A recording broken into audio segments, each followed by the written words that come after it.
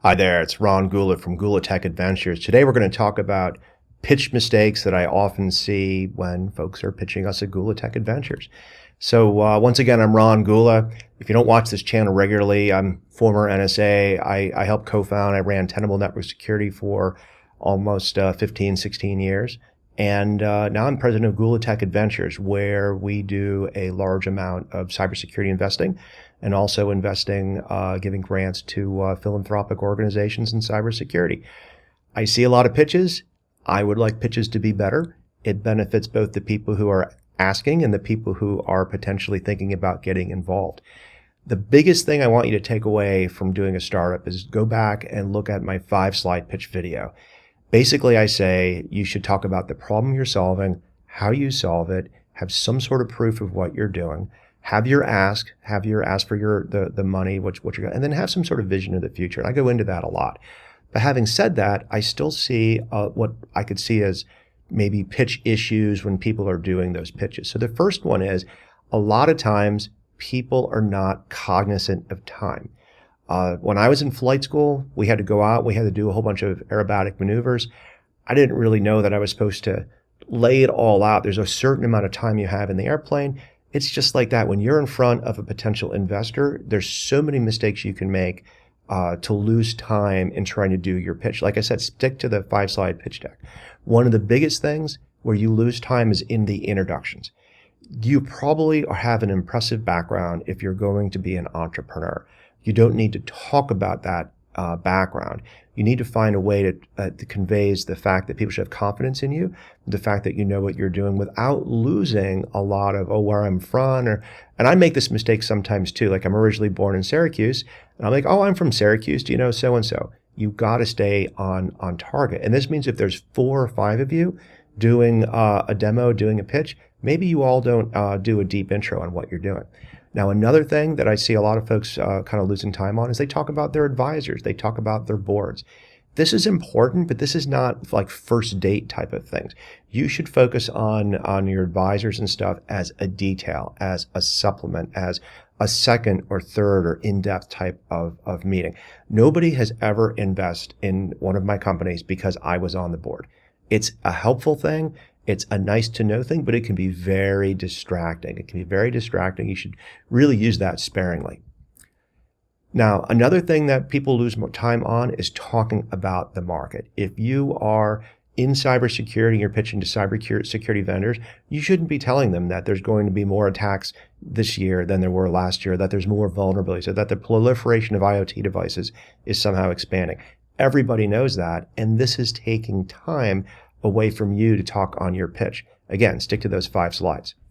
Another thing that can be very, very difficult, and I fall into this a lot, is like, who's your competition? Everybody wants to define you by things that are out there. If you're an NFL fan, I saw a really moving video the other day where a young football athlete was motivated, saying, don't try to beat Tom Brady, you be your own. It was written by Tom Brady himself. Well, people who go into business, focus on the problem you're solving. There's probably another mousetrap out there that catches mice differently than you do. There's probably other types of competition out there that you don't know about. You got to have an answer for this because everybody's going to ask this. So you can't say no, that I don't have any competition, but you really need to think about what you're going to do because you are going to get this kind of question. Another big thing that people kind of do is they try to talk about how advanced their technology is. Sometimes they want people to sign NDAs.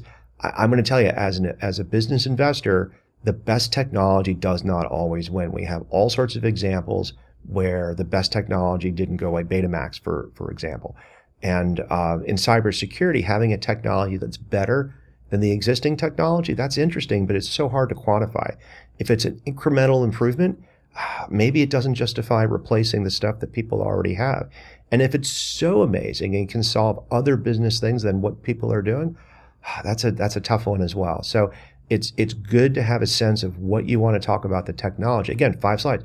What problem you're solving, how do you solve it? You don't have to go on and basically say like my widget is better than somebody else's widget. Another thing that you want to have in order before you do a pitch is figure out your answer on references. Now, this is customers, this is paid proof of concepts, this is pilots, this is people who are testing your software. And if you have an open source or a freemium model in your thing, you need to have a really crisp answer on who your customers are.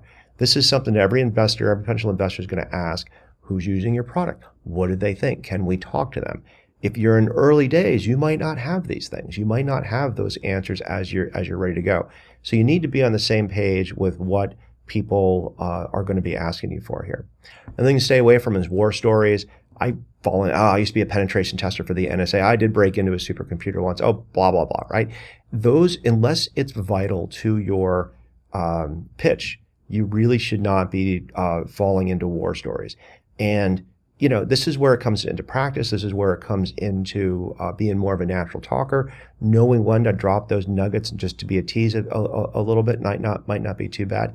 Establishing your credibility with a war story might, make you good for a war story, but it doesn't really do as much for being established as a CEO, as a founder, as you would think.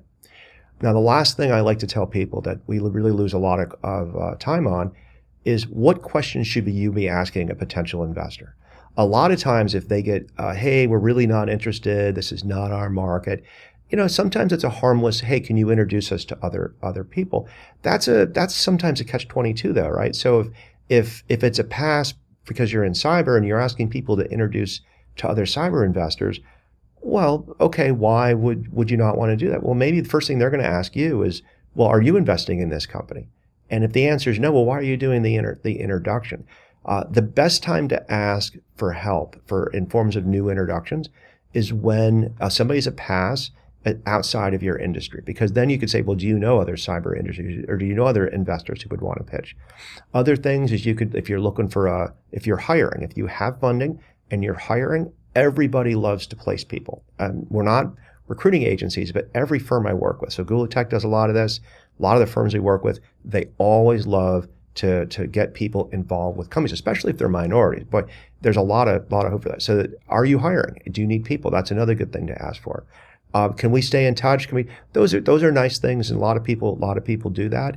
But it's good to have an ask that you can think about before you're going in. You don't want to be caught flat-footed with somebody says, well, hey, what can we do to help if we're not investing? All right, so once again, I'm not going to go through all this. I really think when you're pitching pitches, you need to think about it as something that you rehearse, something that you do, and after you do pitches, you should do an after action. What did we say? Did your co-founder say something that you were supposed to say?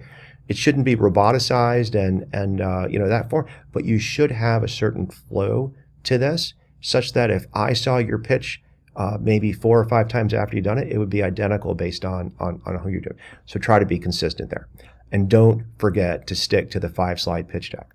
If you found this interesting, please check out other videos that we have here at Gula Tech and our Gula Tech YouTube channel.